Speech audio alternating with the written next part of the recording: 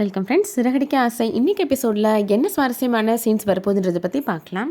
முத்துவோட பாட்டி குடத்துல மோதிரத்தை போட்டு முத்து மீனா 2 பேரையும் எடுக்க சொல்கிறாங்க. பார்த்தா முத்து தான் அந்த மோதிரத்தை கையில் எடுக்கிறாரு. நான் தான் எடுத்தே பார்த்தீங்களா பாட்டி அப்படின்னு சொல்கிறாரு முத்து. மீனா சொல்கிறாங்க, அதெல்லாம் இல்லை பாட்டி, இந்த மோதிரத்தை நான் தான் முதல்ல எடுத்தேன், அவர் என்னோட விரலை கிள்ளி விட்டு பிடுங்கிட்டாரு பாட்டி அப்படின்னு சொல்கிறாங்க. அந்த மோதிரத்தை நீ மீனா கையில் போட்டு விடு அப்படின்னு பாட்டி சொல்கிறாங்க. இது பாட்டியோட மோதிரம், நானே வச்சுக்கிறேன் அப்படின்னு சொல்கிறாரு முத்து.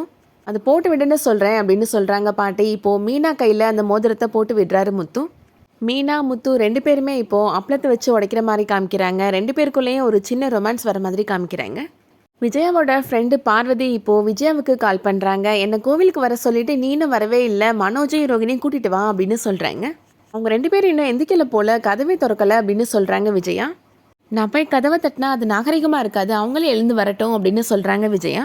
அது வரைக்கும் நீ கோவிலே பிரசாதம் கொடுப்பாங்க, சாப்பிட்டுட்டு வெயிட் பண்ணு அப்படின்னு சொல்லிடுறாங்க விஜயா.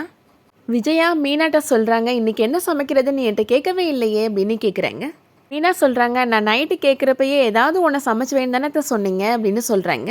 ரோகிணி வந்ததுக்கப்புறம் அவளுக்கு என்ன பிடிக்கும்னு கேட்டு அதுக்கப்புறமா சமைச்சு வை அப்படின்னு சொல்கிறாங்க விஜயா. மீனா சொல்கிறாங்க, இப்போவே மணி 10 ஆயிடுச்சத்தை, இனிமேல் கேட்டு சமைச்சா லஞ்சுக்கு தான் தயாரிக்க முடியும் அப்படின்னு சொல்கிறாங்க. என்ன மணி 10 ஆயிடுச்சுன்னு அழுத்தி சொல்கிற, அவங்க 2 பேரும் சந்தோஷமாக இருக்கிறது உனக்கு பிடிக்கலையா அப்படின்னு விஜயா கேட்குறாங்க. அவள் அப்படி தான் ஏதாவது பேசிகிட்டு இருப்பாம்மா, நீ போய் வேலையை பாருமா அப்படின்னு சொல்கிறாரு அண்ணாமலை. நீங்கள் அவளுக்கு ரொம்ப இடம் கொடுக்குறீங்க, அதனால தான் அவள் என்னை மதிக்கிறதே இல்லை அப்படின்னு விஜயா சொல்லிட்டு இருக்கிறாங்க. பாட்டி இப்போ அவங்க வராங்க, நீ உன்னோட மாமியாரை மதிக்கிறியா அப்படின்னு கேட்குறாங்க. உனக்கும் என் பையனுக்கும் கல்யாணம் ஆனதுக்கப்புறம் நீ ஊர் பக்கமே வந்ததே கிடையாது, ஒரு ஃபோன் பண்ணி கூட நான் எப்படி இருக்கிறீங்கன்னு கேட்டது கூட கிடையாது அப்படின்னு சொல்கிறாங்க பாட்டி. உனக்கு தேவையான மரியாதையை மீனா கொடுக்க தான் செய்கிறா அப்படின்னு சொல்கிறாங்க. முத்து இப்போ அங்கே வராரு. என்னோட ஷர்ட்டை ஒன்று காணும், கண்டிப்பாக மனோஜ் தான் எடுத்திருப்பான் அப்படின்னு கதவை தட்ட போகிறாரு. விஜயா வேகமாக போய் தடுத்து நிப்பாட்டிடுறாங்க. இந்த ரூம் கதவெல்லாம் நீ தட்டக்கூடாது அப்படின்னு சொல்கிறாங்க விஜயா. இனிமேல் அந்த ரூம்குள்ளெல்லாம் நீ போகக்கூடாது அப்படின்னு சொல்லிடுறாங்க. ஏன் அப்படி சொல்கிறீங்க அப்படின்னு முத்து கேட்குறாரு. அதெல்லாம் உனக்கு சொன்னால் புரியாது அப்படின்னு சொல்கிறாங்க விஜயா. இந்த காட்டுக்குள்ளே மிருகங்கள் நடமாட்டம் இருக்கும், ஜாக்கிரதை அப்படின்னு சொல்லுவாங்கள்ல, அந்த மாதிரிலாம் சொல்லிட்டு இருக்கிறீங்க அப்படின்னு கேட்குறாரு முத்து. மனோஜ் ரோகிணி 2 பேருமே இப்போது ரெடியாகி ரூம்லேருந்து வெளியில் வராங்க. மீனா எல்லோரும் சாப்பிட்றதுக்காக பூரியும் கிழங்கும் செஞ்சு வச்சுருக்குறாங்க. உண்மையிலே ரொம்ப டேஸ்ட்டாக இருக்குது அப்படின்னு சொல்லி முத்து சாப்பிட்டுட்ருக்கிறாரு. விஜயா ரோகிணியை சாப்பிட சொல்கிறாங்க. எனக்கு எண்ணெயில் செஞ்ச எந்த பலகாரமும் பிடிக்காது ஆண்டி அப்படின்னு சொல்கிறாங்க ரோகிணி. பூரியை எண்ணெயில் தான் சுட முடியும், தண்ணியிலையாக சுட முடியும் அப்படின்னு முத்து கேட்குறாரு. மனோஜ் சொல்கிறாரு, எனக்கு பசிக்குது, எனக்கு சாப்பாடு வைங்க அப்படின்னு சொல்கிறாரு. ரோகிணி மனோஜ்கிட்ட சொல்கிறாங்க, காலையில் பூரி சாப்பிடாத மனோஜ் அப்படின்னு சொல்கிறாங்க. அசிடிட்டி தான் வரும் அப்படின்னு சொல்கிறாங்க ரோகிணி. அதெல்லாம் ஒரே இடத்துல உட்காந்து வேலை பார்த்தா தான் நீங்கள் சொல்கிறதெல்லாம் வரும், 4 இடத்துக்கு போய் அலைஞ்சு திரிஞ்சு வேலை பார்த்தாலாம் வராது அப்படின்னு சொல்கிறாரு முத்து. பாட்டியே சாப்பிட்றாங்க அப்படின்னு சொல்கிறாரு. பாட்டியுமே சொல்கிறாங்க, டெய்லி தான் சாப்பிடக்கூடாது, வாரத்தில் ஒரு நாள் சாப்பிடலாம், அதெல்லாம் தப்பு இல்லை அப்படின்னு சொல்கிறாங்க. வெயிட் பண்ணு மனோஜ், நான் உனக்கு ஏபிசி ஜூஸ் போட்டு கொண்டு வரேன் அப்படின்னு சொல்கிறாங்க ரோகிணி. என்ன ஏபிசி அப்படின்னு கேட்குறாரு முத்து. உனக்கு எதாவது தெரியுமா மீனா அப்படின்னு கேட்குறாரு. எனக்கும் தெரிலங்க அப்படின்னு மீனா சொல்கிறாங்க. அதெல்லாம் படித்தவங்களுக்கு தான் தெரியும் அப்படின்னு விஜயா சொல்கிறாங்க. விஜயாட்ட முத்து கிண்டலா, அப்போ நீங்கள் டாக்டருக்கு படிச்சிருக்கிறீங்களோ அப்படின்னு கேட்குறாரு.